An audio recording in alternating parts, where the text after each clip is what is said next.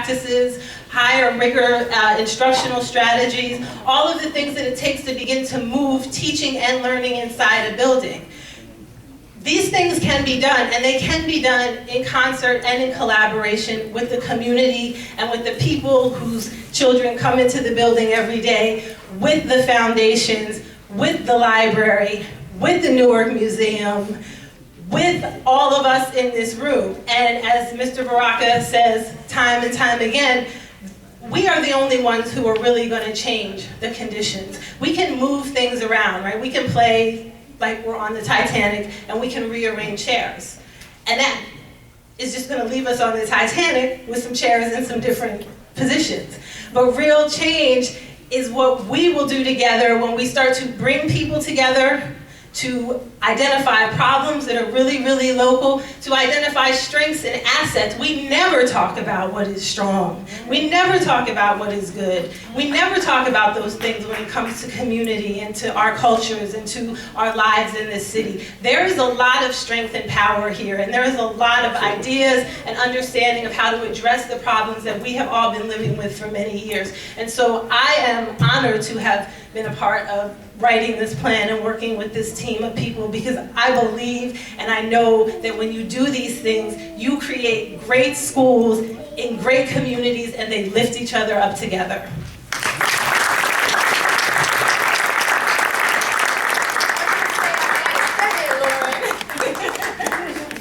I have to acknowledge Council President Mildred Crump, who is here. We love her.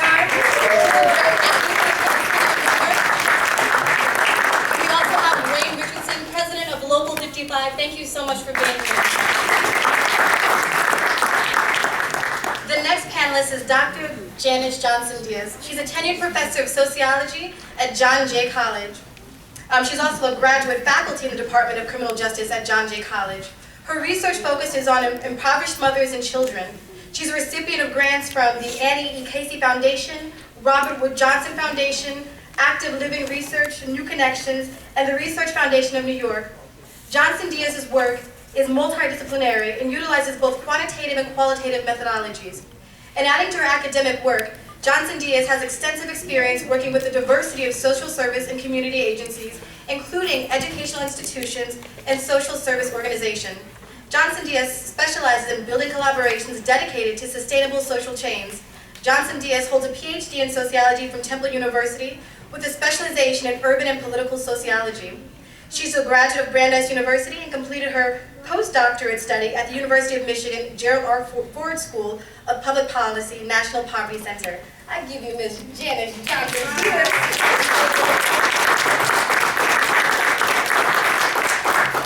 So hi everyone. So I am delighted to be here, and you should know that my role on the team is to be the resident hater.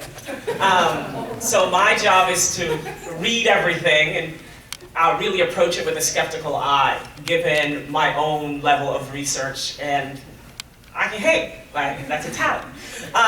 So I have been through this document several times, and I am deeply pleased at the plan.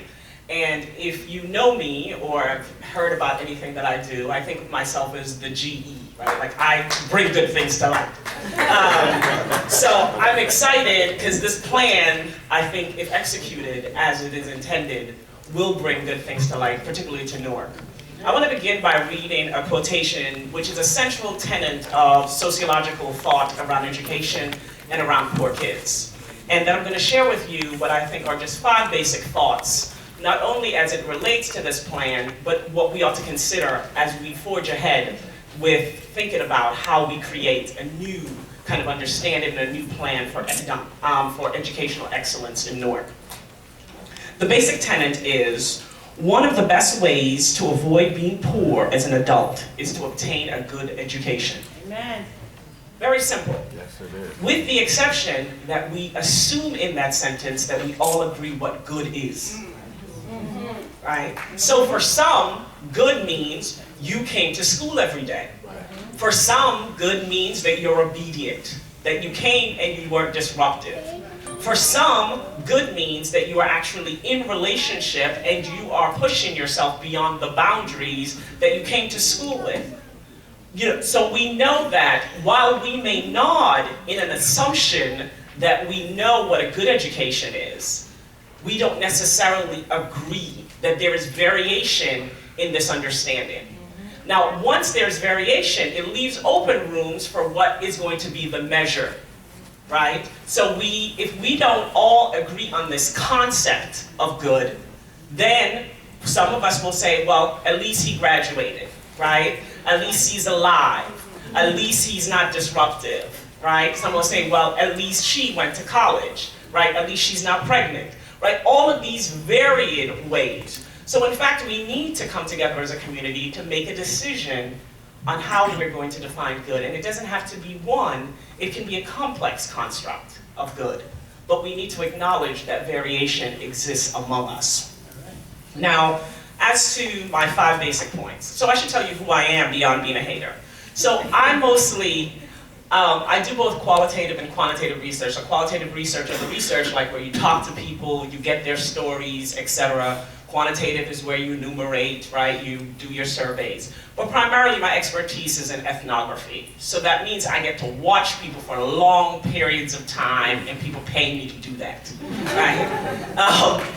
And the luxury, or where that comes in handy, is that I have been in New Jersey for 7 years, and for 3 years, I watched Baraka do what he does. All right. Right? So, city council meetings, public engagements, principalship, just watching, because I'm black, they can't see me, right? So, I'm just watching. So, in that process of watching, there were several things. That is the reason why I sit here as opposed to sit someplace else. So that in that watching, I've discovered several things which I think are important and do intersect with what we know about the research. The first thing we know about academic excellence, even with the variation on good, is that a sense of relatedness matters. That's right. Right? Now, we will talk about poverty, and we feel very comfortable talking about poverty because there's a clear understanding. We're a little bit less problematic, or more problematic, when we talk about race. Because we say race, but we really mean black. And sometimes we mean brown. And sometimes we will confuse it with ethnicity and mean immigrants. So I get the luxury, again, because of this title, I get to talk to y'all about black, right? And I get to talk to y'all about brown.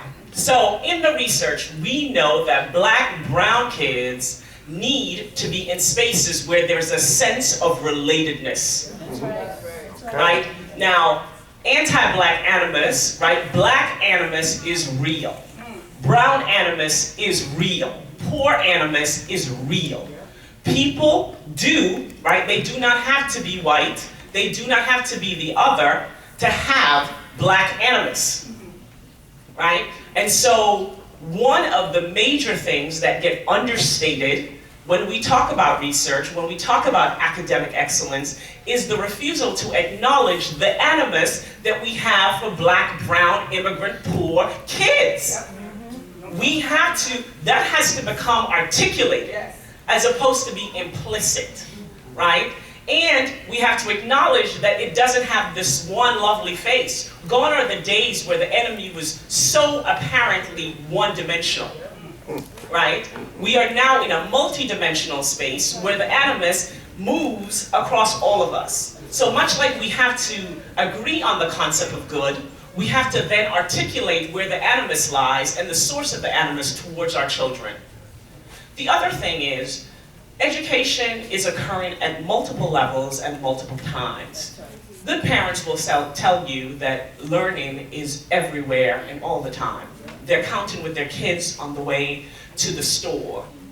They're having them do mathematics when they get their receipts, right? They are explaining ideas or concepts or history through song, right? So a part of what I find most attractive in the plan is this idea of creating an environment of learning, as opposed to this idea that we're so focused on accreditation. Now I recognize, right, I got some numbers and some letters behind me, right? I got a play, hate a degree, right? Like all of those kinds of things, right? So I respect that there is a need for accreditation, but there's more of a need for literacy and for a learning space, right? Is that when you create a learning space, we begin to recognize that learning is about discovery, it's about questioning, it's about inquiry. and that we need to have that so that when a student, a young person, or even an adult experience something, they can question where this comes about. How might you ask, is this related to the previous statement as it relates to animus? Is that sometimes those of us who have experienced this will feel like we are experiencing a disdain for us, a distaste, a dislike, and we don't know. The general condition, right, is to blame oneself. If a child is not successful in school, regardless of the grade, is to think, I am a failure. As opposed to situate oneself, right, in a condition to recognize that there may be other things at play regarding how you're feeling, how you're responding, which then goes back to the sense of relatedness, right, as I articulated before.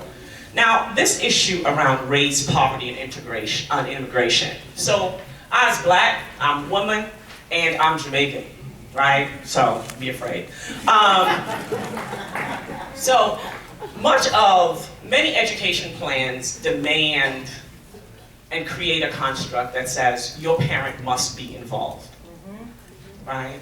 Now, to tell you just a little bit of my own story, my mother hardly knew what school I went to.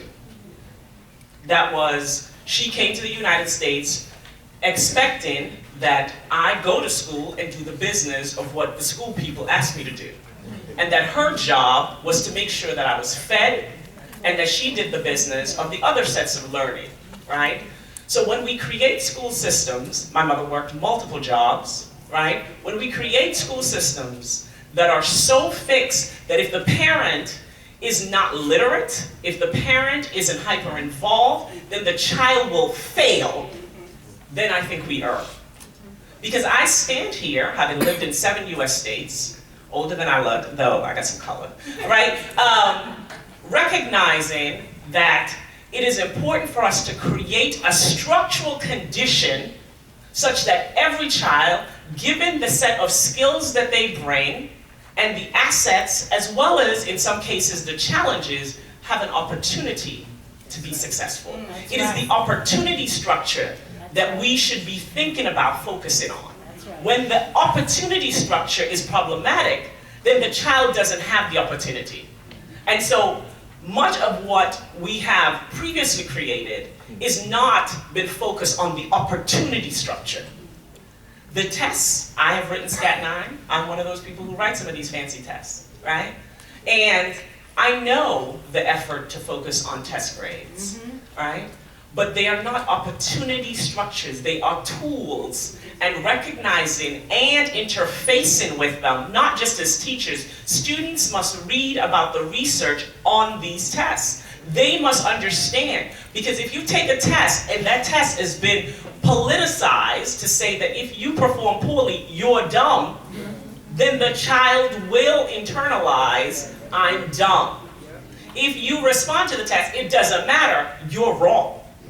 The test does matter. But what does it matter for? In what context? How do you situate the test in the broader scope of your life? Those are the kinds of things. So if we create a learning space, we do not see the business of teaching, the business of a good education as being so segmented that students themselves must not understand the processes at play. My last kind of comment has to do with universal and targeted policies. So we recognize that universal policies really do have a lot of weight, right? We want to say, this is an urban space, right? These are urban issues, these are poor people issues, those are kind of universalities, right? This is why we have the middle class kind of conversations. But while we attempt to have universal things, we must also think about the fact that there are particular set of students that warrant a set of attention. That's right. So we must be both the forest and the tree, right? And students need that kind of support. But we must have in mind, again, the shared understanding and the shared goal in mind. Some students really will need absolute attention to their literacy. For some students, their literacy will be amazingly high. We cannot assume that all children in Newark are somehow marginal. That's right. Right? Like, I think oftentimes one of the reasons I enjoy reading this document and having participated is the idea that excellence is in all of us in some form, and that what you do is accenting it. And so as I think about, and my final comment, is that 70% of the students here in Newark are low-income students. 30% are Latino, brown students, right? We have a city of black, brown, poor students, which is not to suggest that we don't have white students here, who are shared with the space. And that as this document, as the blueprint outlines, is that when we focus on excellence, right, there is less of a variation and more of an opportunity for us to build coalition and to move educational excellence forward. Thank you. Thank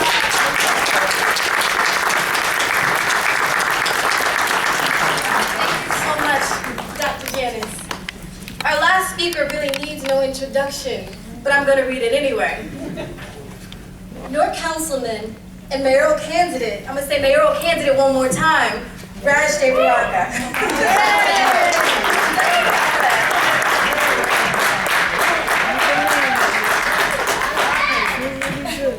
Having served as Southport Councilman since 2010, Baraka is running for mayor in the 2014 election. Baraka was educated in the Newark Public Schools and is credited with transforming Central High School, where he has served as principal since 2007. As principal, he increased the graduation rate by 30%, formed partnerships with universities, and rid the school of gang culture. You better clap it out.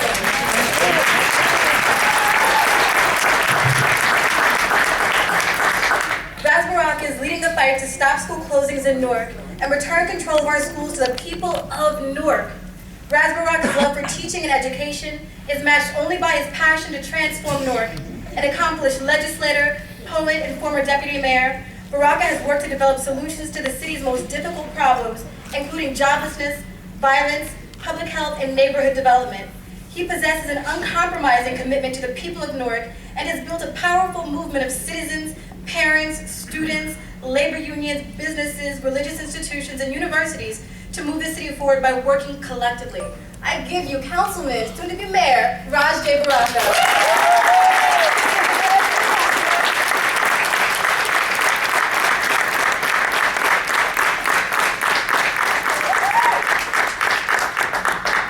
First, I want to, thank these incredibly brilliant women that are up here.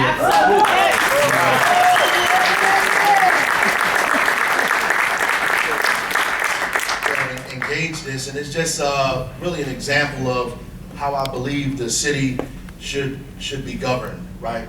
So there's some incredibly intelligent, smart, engaged folks in this city and around the city that take these issues seriously.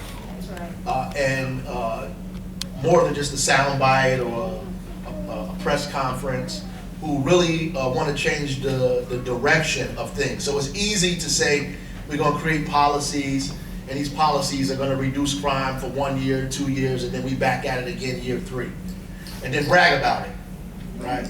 I reduced crime for 1.5 years, or say we're going to do these things in terms of education the same way. What we really have to begin to do is begin to put systems in place that change the direction of the way things are going. Completely change the direction, right? So we have to completely turn everything around on its head, right? So, and that takes serious dialogue, serious analysis, serious research, and then serious work. So the work is hard work, right? It's not easy work, and everyone is not committed to the work. People are committed to the position, they're just not committed to the work, right? They're committed to the the limelight of the position, but they're not committed to the work that it's going to take, because these situations didn't happen overnight, and they're not going to be fixed overnight. So you can't be threatened into a position where people tell you, we want to fix this today, and since you can't fix it today, we're not going to listen to you. Well, they can't fix it today, right? So the idea is that we begin to engage what's happening to us and do some very thoughtful things at its root. We engage the problem at its root, and we begin to try to turn it around. And some of the things that were said today, in terms of poverty, right? In terms of relevance, in terms of our kids seeing themselves at, in a powerful position and seeing themselves successful and looking in the mirror and loving what they see. These are things that you think mayors can't have any control over. But I disagree. That's right. The idea that we can't move schools forward without closing them down, I also disagree with that.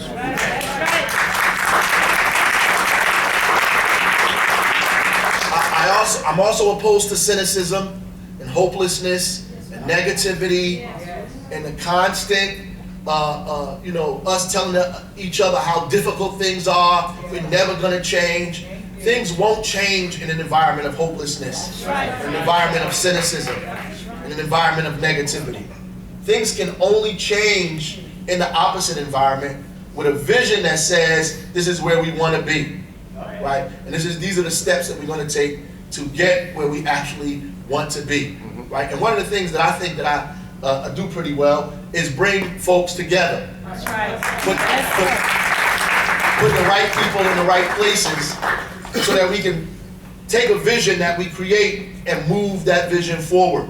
And one thing that I'm sure of, if I'm not sure of anything else, is that no one can do this thing by themselves. That's right. That's right. So at the fundamental piece of this agenda or policy or paper that we've created is the inclusion of all institutions in this city.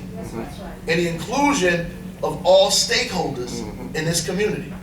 Everybody that has a stake in it has to be involved in some capacity or some form. 3 people can't make a decision, 2 people, 1 person can't make these kind of radical decisions for all of us.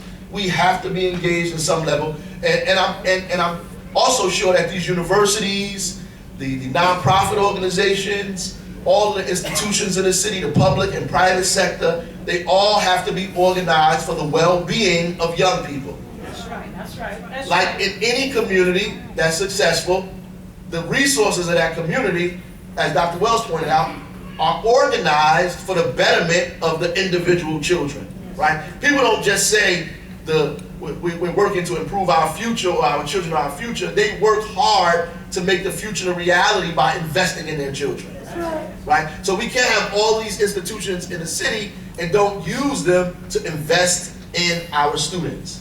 That's fundamentally what must take place. And she talked about the Global Village School Zone, and I just want to start by saying there, and I want to point out as mayor what we can do specifically to address some of these problems, because I know some of you are waiting for that so you can write it down. And the reason that I'm saying Global Village School Zone is because, I sat before in the editorial room of the Star Ledger and tried to talk to them about what the Global Village School Zone was. Now, I don't think that people were interested, right? And I don't think that the superintendent was interested in the Global Village School Zone. I don't think that the superintendent before her was interested in the Global Village School Zone. I don't think that most people are interested in any kind of homegrown reform that does not involve the kind of stuff that we're arguing about way up here. School closings, real estate, co-location, charters versus public. None of that is going to change what's happening in kids' lives in the classroom. None of it.